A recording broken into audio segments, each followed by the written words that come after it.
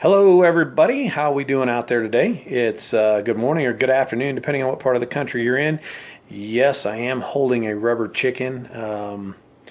Who doesn't want a rubber chicken? Everybody should have a rubber chicken. Well, maybe not everybody, but anyway, it's just one of the many props I use when I do my motivational speaking, and so making its debut on YouTube. So there you go. Now today I want to take a couple minutes real quick to talk to you about a small powerful word, and that powerful word is hope. A lot of people in our society nowadays don't have any hope or have very little hope. I'm sure there's been a time in your life where you've gone through hardships or losses, tough times, and hope hasn't been there, or it's been very, very minimal if it has. And I want to tell you something. There's nothing more dangerous than a person without hope, and that's actually a quote out there. I can't remember right now who gets credit for that. It's not me by any means. I know I've heard it through No Excuses University talks with Damon Lopez, the founder there, but it's very true, very true. No, nothing more dangerous really than a person without hope. And that's something that we need to work every day, I believe, to help others have that hope. And it's tough. It's tough. Life can deal you some extremely hard times, some extremely down times. Everybody has a story. I'm a firm believer in that. Everybody has a story. I don't care what your socioeconomic background is. I don't care what kind of house you live in, what kind of car you drive, what kind of job you have. Everybody has a story. And everybody needs to have hope. And if we know people that don't have hope, it's our responsibility, I believe, to help them find that hope and to give them that hope. You know, hope drives motivation. Hope drives the ability to be able to learn things. We have kids coming in our schools every day across this country at all levels, from pre-kindergarten all the way up to college, that don't have any hope or have very little hope. And I can promise you one thing, especially in the elementary and secondary schools through high school, you get a kid that comes in a classroom that doesn't have any hope or has very little hope, the ABCs and 1, 2, 3s don't matter. They don't matter, and you're not going to be able to get across to that kiddo. And all the standardized testing that we're getting into nowadays, especially this time of year, it means nothing. That does not define the student. That does not define the teacher. What helps define that student is hope.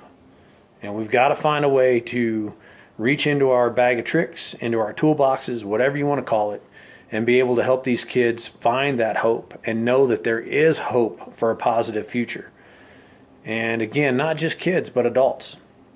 It could be a family member, it could be your friend, it could just be somebody you know, it could be somebody you meet, it could be somebody in a restaurant with you.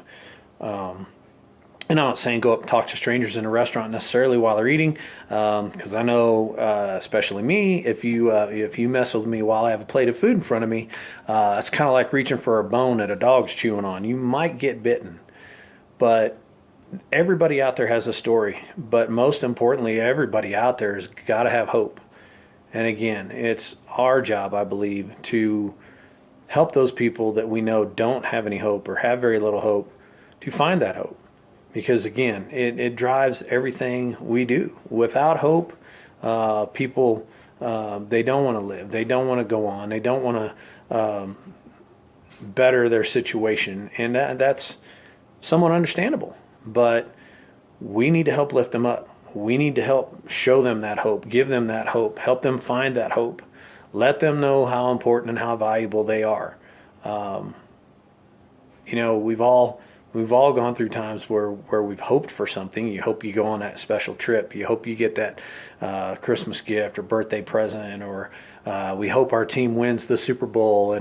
And being a Dallas Cowboy fan, I've had to put that hope on the shelf for a few years. But in all seriousness, we've all had hope in different ways. But ultimately, the hope in life, the hope for a positive future, that's where it all lies, and that's where it's important. So if you know somebody, again, that doesn't have that hope, give it to them. Anytime you work with kids or run across kids, make sure you tell them, hey, they got a positive future. They have hope. They should have hope for their future. They can be anything they want to be.